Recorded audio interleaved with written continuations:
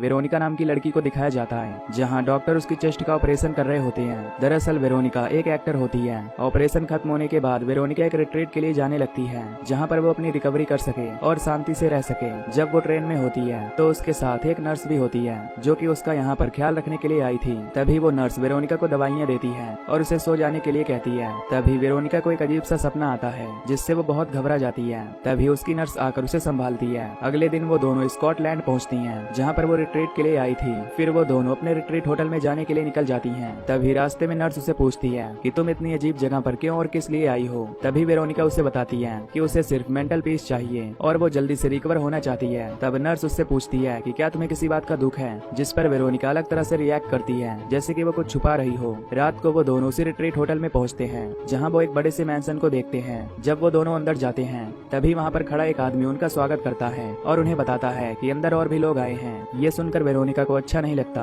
क्योंकि उसने सोचा था कि वहाँ पर कोई भी नहीं होगा। जब वो उन लोगों के पास जाती है तो वो लोग उसे पहचान लेते हैं और उसके हिट फिल्मों के बारे में बताने लगते हैं और उस डायरेक्टर के बारे में बोलते हैं जिसके साथ वेरोनिका ने बचपन में काम किया था, जब वो 13 साल की थी। तभी वेरोनिका उन्हें शांत हो जाने के लिए कहती है। तभी वेरोनिका की नजर टेबल पर जाती है, जहाँ पर एक कागज का आर्टिकल रखा होता है। दरअसल जिसके साथ वेरोनिका ने बचपन में काम किया था, उस डायरेक्टर ने इस फिल्म का रीमेक बनाने के लिए कहा होता है। ये पढ़कर उसे बहुत अजीब लगता है, क्योंकि उस दिन काम करते वक्त उसके साथ कुछ अजीब हुआ था। तभी वेरोनिका अपनी नर्स से कहती है कि वो यहाँ बिल्कुल भी नहीं रुकना चाहती, इसलिए वो बाहर जाकर कुछ जाने के लिए तय करे। नर्स जब बाहर जाती है तो वो देखती है कि फोन के सिग्नल गायब हैं, जिससे वो किसी को कॉल नहीं लगा पाती। तभी उसके पास एक लेडी आती है और कहती है कि ये ब्लैक स्पॉट है, यहाँ पर फोन काम नहीं करता। कुछ देर बाद जब वो अंदर आती है तब वो देखती है कि वहाँ पर खड़े सारे लोग एक पिरामिड को पूज रहे होते हैं। तभी वहाँ की एक केयर टेकर आती है। वो सबसे कहती है कि यहाँ पर सब अलग अलग रहेंगे और फोन के इंटरनेट यहाँ पर अवेलेबल नहीं है। तभी केयर टेकर वेरोनिका और उसकी नर्स को एक केबिन में ले जाती है, जहाँ वेरोनिका को एक बुक मिलती है जिसका नाम the power of the land होता है। उस किताब को देखकर वेरोनिका उसे पढ़ती है। दूसरी तरफ नर्स खिड़की से बाहर देखती है और उसको चारों तरफ जंगल ही दिखाई देता है और वो मन ही मन सोचती है कि वेरोनिका यहाँ पता नहीं क्यों आई है। तभी वेरोनिका बाथरूम में नहाने के लिए जाती है। तभी उसके पीछे उसकी नर्स भी आ जाती है और उसकी मदद करने लगती है, लेकिन वेरोनिका उससे कहती है कि तुम्हें मेरी मदद करने की कोई जरूरत नहीं है। ये सुनकर नर्स गुस्से में वहाँ से चली जाती है। इसके बाद वेरोनिका नहाने के लिए बाथिंग टब में लेटती है। तभी टब के पाइप से एक काला पदार्थ निकलता है, जिसकी वजह से वो अपनी पुरानी बातें याद करने लगती है कि जब वो जवान थी तो उसके साथ कैसे एक अत्याचार हुआ था और ये डायरेक्टर ने उसके साथ किया था, जिसे याद कर वेरोनिका जोर से चिल्लाती है।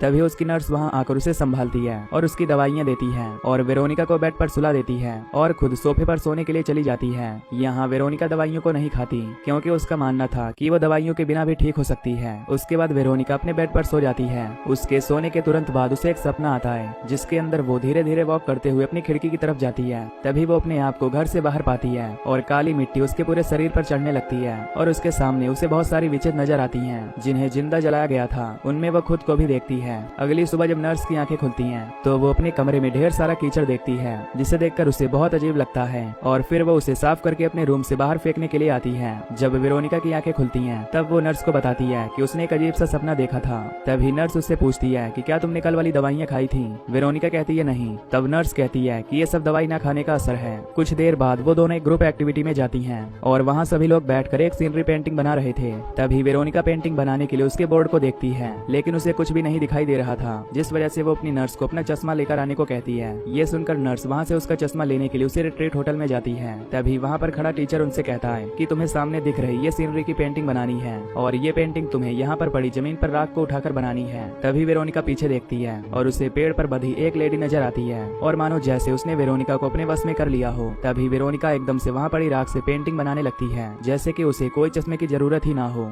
दूसरी तरफ नर्स केबिन में पहुँचती है, जहाँ उसे एक लड़का दिखाई देता है। वो उससे पूछती है कि तुम यहाँ पर क्या कर रहे हो। वो लड़का उसे बताता है कि मैं यहाँ पर काम करता हूँ। तभी वो लड़का पूछता है कि तुम यहाँ पर क्यों आई हो। तो नर्स बताती है कि उसकी पेशेंट का मानना है कि उसे यहाँ पर पीस मिल सकती है। तभी वो लड़का उससे कहता है कि क्यों ना तुम मुझे पब में मिलो, वहाँ पर तुम अपना नेट भी चला सकती हो, क्योंकि वहाँ पर वाईफाई लगा हुआ है। उसके बाद हम नर्स को वेरोनिका के पास देखते हैं, जो कि वेरोनिका को देखकर बहुत हैरान होती है, क्योंकि उसने बिना चश्मे के वो पेंटिंग बना दी होती है। जब वेरोनिका घर जाने वाली होती है तो वो अलग रास्ते से जाती है। तभी उसे अपनी 13 साल वाली इमेज दिखाई देती है, जिसे किसी ने ब्रूटली असॉल्ट किया था, जिससे वो तेजी से चिल्लाने लगती है।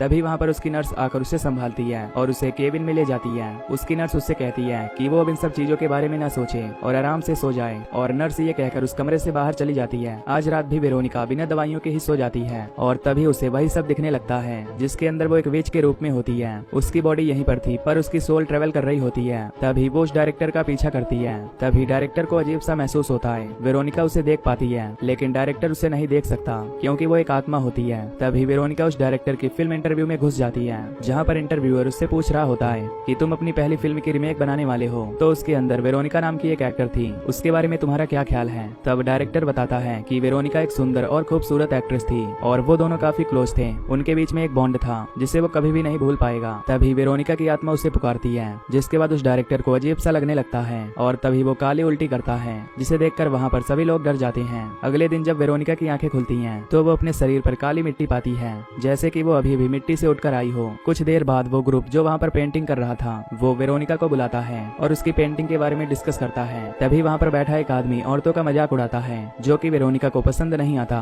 और तभी अचानक से उस आदमी के हाथ में आग लग जाती है और सब लोग चिल्लाने लगते हैं। रात को वेरोनिका को उसकी नर्स बताती है कि वो पास ही यहीं एक पब में जा रही है जहाँ पर वो अपना फोन चला सकती है और वो कहती है कि मैं जल्द ही आ जाऊंगी और इसलिए तुम अब जल्दी सो जाओ। तभी वेरोनिका सो जाती है और उसकी नर्स पब के लिए निकल जाती है। जब वो पब में पहुंचती है तो वो आराम से बैठकर बहुत देर तक वाईफाई चलाती है जिसके बाद वो लड़का उसे एक ड्रिंक सर्व करता है जिसके पीने के बाद वो वापस घर के लिए निकल जाती है। लेकिन तभी लड़का उसे किसी बहाने रोकने की कोशिश करता है और उसे ड्रग्स दे देता है जिसे खाकर उसे बहुत अजीब लगता है और वो बाहर निकलकर उल्टी करने लगती है। दूसरी तरफ वेरोनिका वापस से हवा में सोते सोते उड़ने लगती है और उसकी आत्मा उसके शरीर से निकलकर जंगल की तरफ जाती है जहाँ वो उन विच की कहानियां देखती है कि कैसे लोग उन औरतों पर अत्याचार करते थे और वो ये भी देखती है कि दूसरी तरफ नर्स की तबीयत खराब हो जाती है जिससे वो वहाँ से जाने लगती है। लेकिन वो लड़का उसे रोकने की कोशिश करता है ताकि वो उसके साथ गलत कर सके और वो उसे जंगल की तरफ ले जाता है और उसके साथ जबरदस्ती करने की कोशिश करता है। लेकिन तभी वेरोनिका की आत्मा वहाँ आ जाती है और उस लड़के को जिंदा जमीन में दफना देती है जिससे उस लड़के की मौत हो जाती है और उस नर्स को कुछ नहीं पता चलता।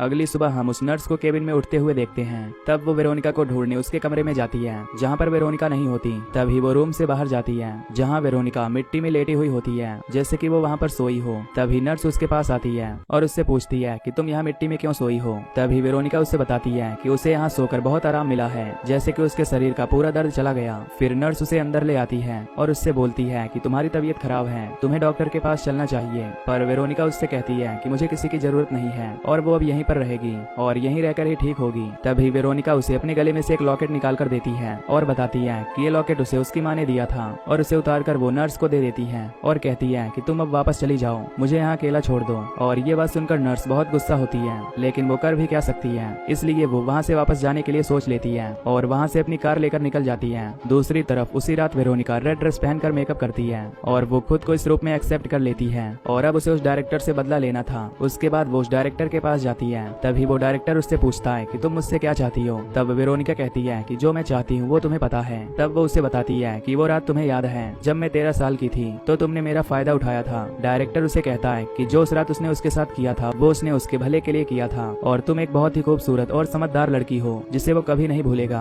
और ये कहकर वो उसे एक गाली दे देता है जिसे सुनकर वेरोनिका को बहुत तेज गुस्सा आता है। तभी डायरेक्टर एक बोतल उठाकर उसे मारने की कोशिश करता है पर तभी वेरोनिका एक काले साए में तब्दील हो जाती है और तभी डायरेक्टर का पांव फिसल जाता है और वो ऊपर से जमीन पर आकर गिरता है जिससे उसकी मौत हो जाती है। तभी वेरोनिका की नर्स का माइंड बदल जाता है और वो उसे लेने के लिए वापस आ रही होती है और जब वो वहाँ पहुँच जाती है तो खिड़की के रास्ते देखती है कि वेरोनिका बेड पर सो रही है और उसके ऊपर काली मिट्टी लगी हुई है। वो उसके पास जाकर उसे होश में लाने की कोशिश करती है लेकिन वेरोनिका होश में नहीं आती और वो उसकी बॉडी को उठाकर कार में बिठा देती है और वहाँ से निकल जाती है। तभी कुछ देर बाद वेरोनिका को कार में होश आ जाता है और वेरोनिका अपनी नर्स को शुक्रिया अदा करती है और कहती है कि अब वो एकदम ठीक है क्योंकि उसने अब अपना बदला ले लिया होता है। और इसी के साथ ये मूवी यहीं पर खत्म हो जाती है।